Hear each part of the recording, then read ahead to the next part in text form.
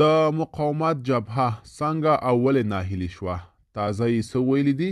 پوره جزئیات هم دلته راسره وګورئ. د افغان نیوز قدرمن لیدونکو ستړي مشئ، وخت مو بخیر. پام وکړئ د نن ورځې تازه او مهم خبر ته.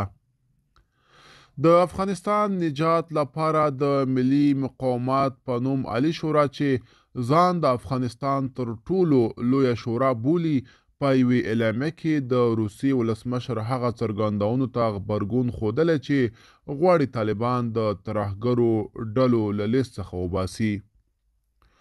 اعلامیه کې وړاندې ویل شوي درک کوو چې روسیه به د خپلو ملي ګټو پر اساس دغه اقدام کوي، خو ګیله یې کړې چې موږ ترې دا توقع نه لرو او باید له دوی سره خپلې پخوانۍ اړیکې له پامه ونه غورځوي. له یوې تروریستي ډلې سره چې عملاً د 22 نورو تروریستي ډلو کوربنه ده، د تعامل پر ځای باید روسیه د افغانانو په محوریت د افغانستان سیاسي قشر سره تعامل وکړي او دا به په اوږدمهال کې د روسیې په ګټه وي.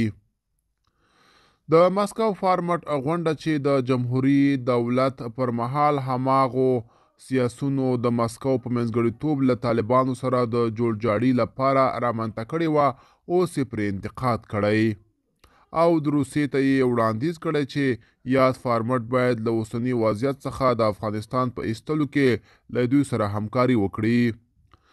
زموږ له نظره د دوحې غونډه، د مسکو فارمټ او نورې غونډې هغه مهال اغیزناکې واقع کېدلی شي چې د ټولو احزابو، قومونو، مدني ټولنو او ښځو استازي پکې ګډون ولري. دغې شورا ویلي په هر حالت کې د افغانانو د حقونو دفاع ته چمتو یو.